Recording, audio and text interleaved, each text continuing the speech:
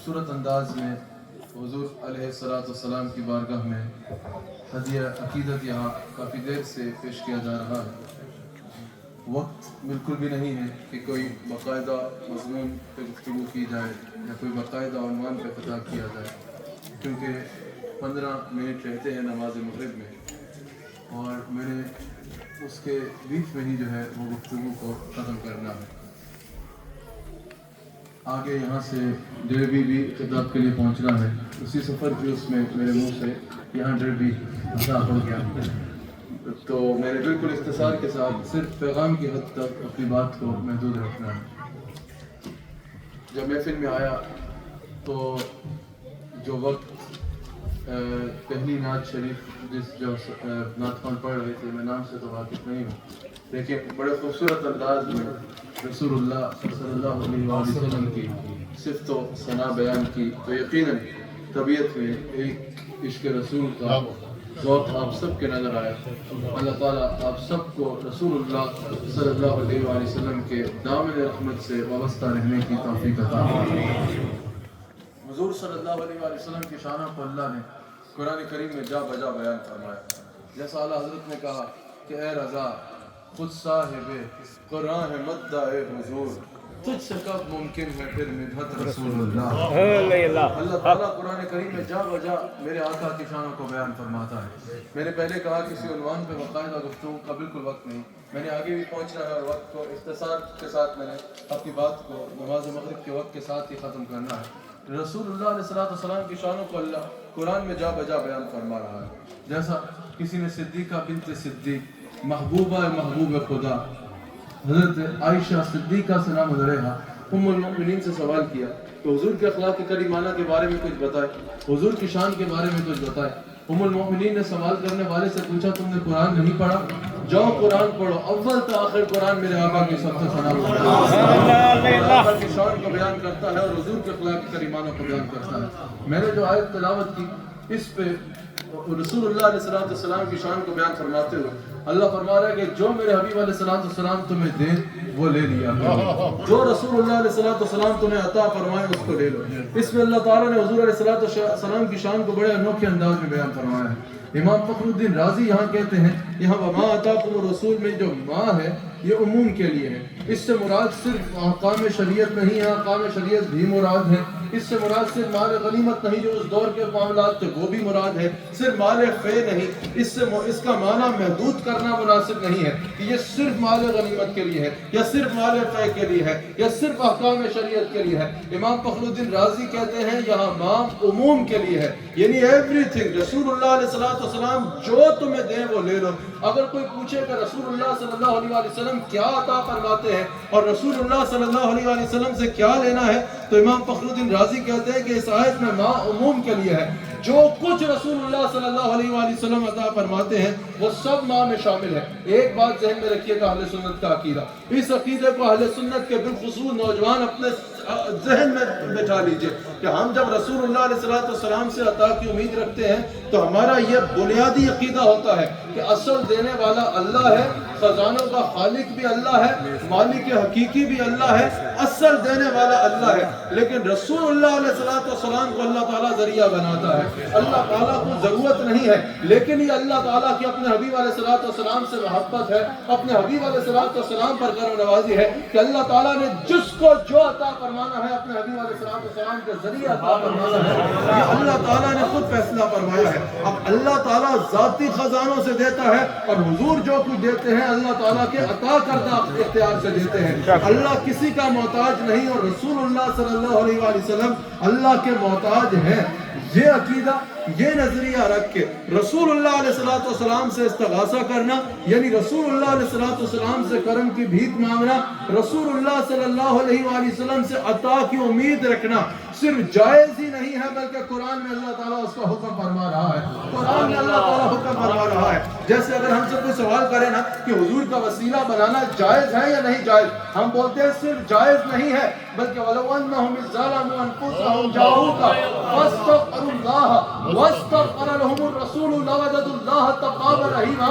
या वस्तगफर लहुमुर रसूल में हुक्म दिया जा रहा है हुजूर अलैहिस्सलाम का वसीला बनाने में। इसी तरह हुजूर अलैहिस्सलाम के आगे करम की भीख मांगना, हुजूर के आगे दामन को फैलाना, ये सिर्फ जायज ही नहीं है बल्कि अल्लाह ताला कुरान में फरमा रहा है जो मेरे हबीब अलैहिस्सलाम दे वो ले लो। इमाम फखरुद्दीन राजी कहते हैं ये सिर्फ एक मामले के लिए नहीं है, ये उमूम के लिए है, हर चीज इसमें शामिल है। तो रसूलुल्लाह अलैहिस्सलाम के बारे में अगर फरमाया कि जो दे वो ले लो, तो भाई कोई वहां जाएगा, दामन को फैलाएगा, फरियाद करेगा तो लेगा ना, हाथ फैलाएगा तो रसूलुल्लाह अलैहिस्सलाम से लेगा। अब रसूलुल्लाह अलैहिस्सलाम क्या देते हैं? यहाँ पर इमाम फखरुद्दीन राजी ने कहा कि जो कुछ हुजूर अलैहिस्सलाम ने उम्मत को दिया वो सब कुछ इस माह में शामिल है। अगर कोई सवाल करे कि रसूलुल्लाह अलैहिस्सलाम के दरबार से क्या मिलता है, तो हम सवाल करेंगे बताओ ये अल्लाह कहां से मिला है? जवाब है कि दरबार मुस्तफा से मिला है।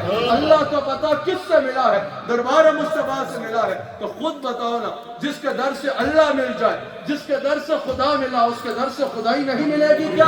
अगर नमाज मिली तो किसके दर से मिली? कुरान मिला तो किसके दर से मिला? इस्लाम मिला तो किसके दर से मिला? अगर मैं आपसे पूछूं तो हम किसका सदका खाते हैं, किसका सदका पहनते हैं? जितनी रहमतें मिलती हैं वो किसका सदका मिलती है? सारे सवालों का एक जवाब है कि अरे कौन देता है? देने को मुंह चाहिए, देने वाला है सच्चा हमारा नबी। जो कुछ मिला वो रसूलुल्लाह अलैहिस्सलाम के सदक़े से मिला। तो इससे वाज़ेह हो रहा है अल्लाह ताला फरमा रहा है जो हबीब अलैहिस्सलाम दे वो ले लो। और इमाम फखरुद्दीन राजी कहते हैं यहाँ माँ उमूम के लिए है, इसमें हर शय शामिल है। हमें फरमाया जो हबीब दे वो ले लो, यानी जो चाहिए हो रसूलुल्लाह के दरवाजे पे चले जाओ। और हबीब से फरमाया वो अम्मा साइला फला तनहर, हबीब अलैहिस्सलाम आपने कभी किसी साइल को अपने दरबार से खाली नहीं भेजना। यह बता रहा है कि कौन देता है, देने को मुंह चाहिए, देने वाला है सच्चा हमारा है। जिसको जो चाहिए हो रसूलुल्लाह अलैहिस्सलाम के दरवाजे पे चला जाए। अगर कोई यहाँ पर मजमे में मेरे पास आए और बोले कि मुझे मेरा काम है, मुझे इतनी रकम चाहिए, इतने पैसे चाहिए, मुझे दे दीजिए, मैं कहूँ कि ऐसा करो लंदन चले जाओ और वहां जाके खतीब रहमान साहब से मिल लो जाकर, और खतीब रहमान साहब तुम्हें तुम्हारी जो रकम चाहिए, जितने पैसे चाहिए, सखी आदमी है, दे देंगे। वो यहाँ से सफर करे बेचारा, वो लंदन पहुंच जाए और खतीब साहब से जाके कहे कि हजरत मुझे इतनी रकम दीजिए, आपकी सखावत का जिक्र सुना। तो ये बोले भाई इतनी रकम मेरे पास होती तो मैं यहाँ बैठा होता। समझ आ रही है? मेरे खुद के पास इतनी रकम नहीं है, मैं तुम्हें कहाँ से ला के दूं? मेरे पास तुम्हारी मदद करने के लिए इतनी रकम नहीं है। अब आप समझदार लोग हैं, आप बताइए आप तनकीद मुझ पे करेंगे या इन पे करेंगे? मुझ पे करेंगे। बोलेंगे उसका तो कसूर ही नहीं, उनके पास तो इतने पैसे थे ही नहीं कि मुझे दे। सवाल इससे है अगर भेजना ही था या तो मना कर देता ना कि नहीं है, या तो उसके पास भेजता जिसके पास थे। समझ आ रही है? तनकीद इन पे नहीं होगी, तनकीद मुझ पे होगी कि भाई ये बताओ जब उनके पास पैसे थे ही नहीं तो इतनी दूर भेजा क्यों? अब मुझे बताओ रसूलुल्लाह का दरवाजा बताने वाला कौन है? फरमाने वाला कौन है? इन्ना आतैनाकल कौसर फरमाने वाला कौन है? और यहाँ वमा आताकुम रसूल फखुज़ू फरमाने वाला कौन है? ये फरमाने वाला अल्लाह है। अब अगर मखलूक हुजूर के पास जाए और हुजूर फरमाए मेरे पास तो मदद करने को कुछ है ही नहीं, मेरे पास तो मदद करने का इख्तियार ही नहीं, मेरे पास तो देने का इख्तियार ही नहीं, तो फिर सवाल माज़ अल्लाह कहाँ पर होगा? इसके लिए जरूरी था कि अल्लाह रसूलुल्लाह अलैहिस्सलाम को इतना देता कि अगर दुनिया के सारे लोग भी हुजूर के दरवाजे पे जाए, मांगना शुरू कर दे और जितना मांग सकते हैं मांग ले, और हुजूर सबको उनकी मांग के मुताबिक अता कर दे, फिर भी हुजूर के खजाने खत्म ना हो। जो भी शहर का नाम है डडली के साथ, कौन सा क्रॉस? लाई क्रॉस वालों गौर से सुनो। फिर ऐसा हुआ, ये आयत बता रही है अल्लाह ने रसूलुल्लाह सल्लल्लाहु अलैहि वसल्लम को इतना दिया कि सारी कायनात में हुजूर से मांगे और हुजूर सारी कायनात में भी बांटे, खजाने खत्म ना हो। इतने खजाने दे के कहा वमा आताकुम रसूल फखुज़ू, जा हबीब के पास जाओ, जो हबीब के उससे खोने को